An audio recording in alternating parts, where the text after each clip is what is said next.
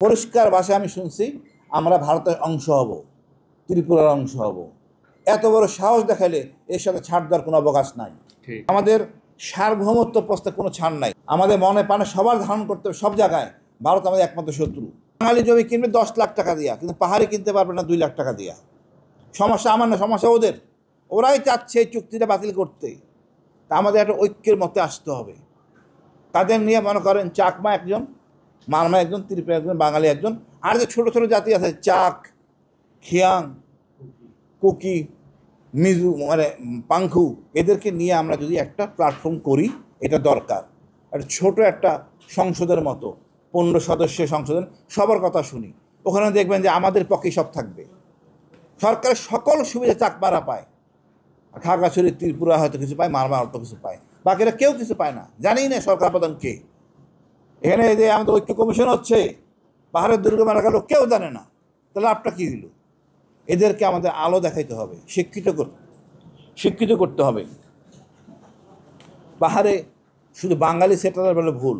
বাঙালি হয়তো 40 বছর আগে গেছে, কিন্তু এই চাকমারাও সেটেলার। এরাও 200 বছর আগে আইছে।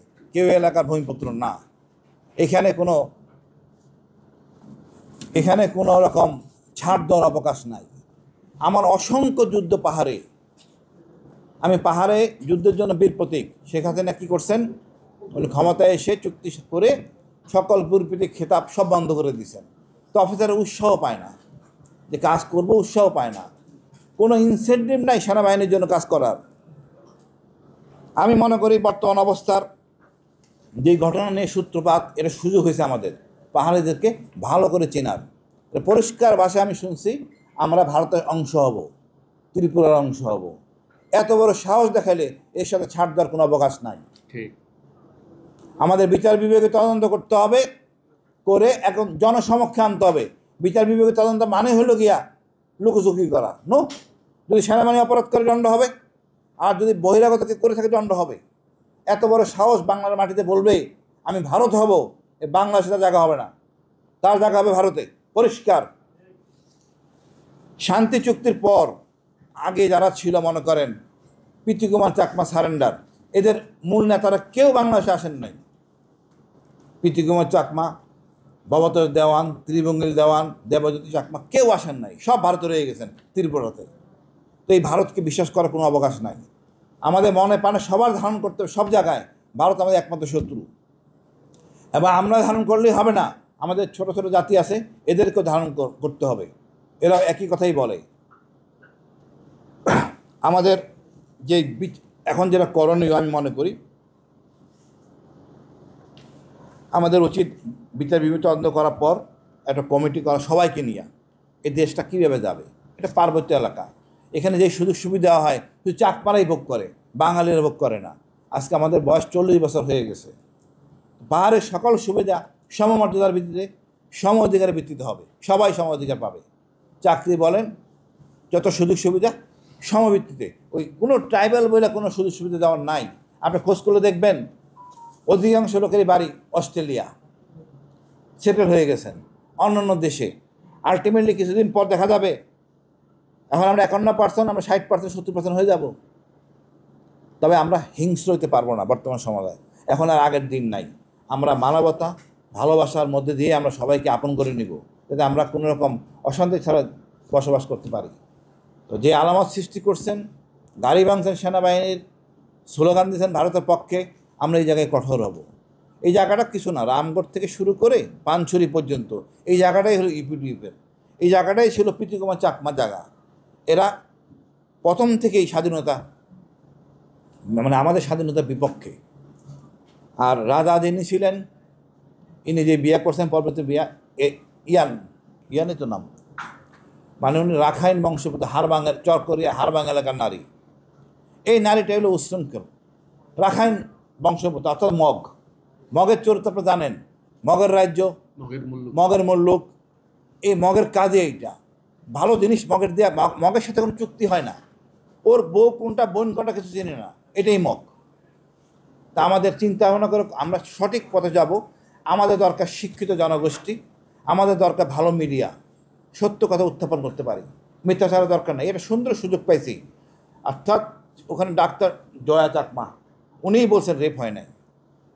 ওনার রেপের সিস্টেম উপজাতি রেপের দণ্ডটা অনেক কম, আমাদেরটা হলো গিয়া অনেক কঠিন। সুতরাং উনি ওনার এই দণ্ড করে ওনার যেন করুক গিয়ে, আপত্তি নাই। এখানে আমরা কিছু আপোষ করে নিতে পারি, যদি বলুন কমিটি করে তারা যে তার বিচারে করবে করবে, কিন্তু সরকারের মূল যে ধারা এর বাইরে যেতে পারবে না।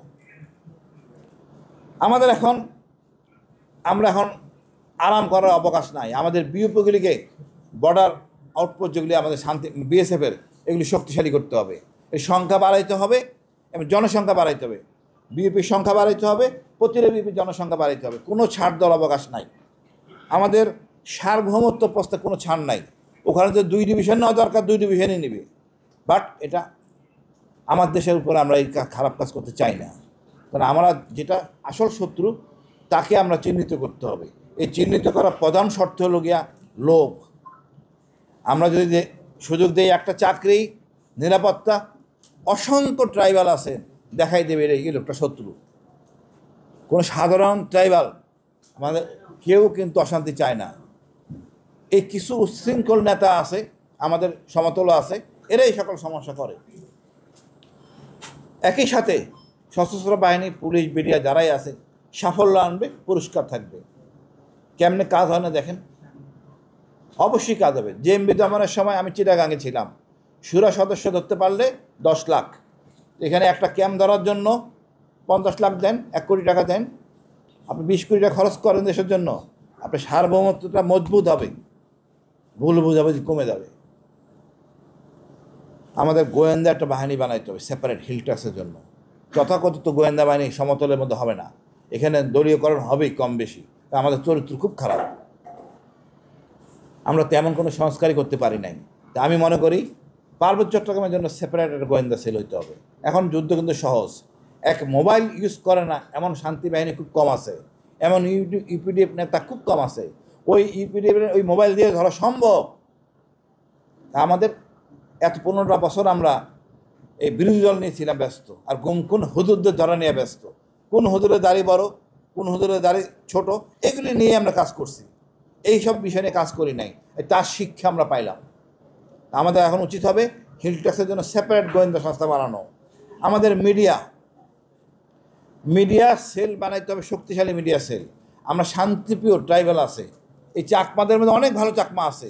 আমাদের মনীষ দেওয়ান স্যার দেখছেন কী বলছে, কর্নেল মনীষ দেওয়ান, এরকম অনেক ভালো মানুষ আছে, তারা এই অশান্তি চায় না।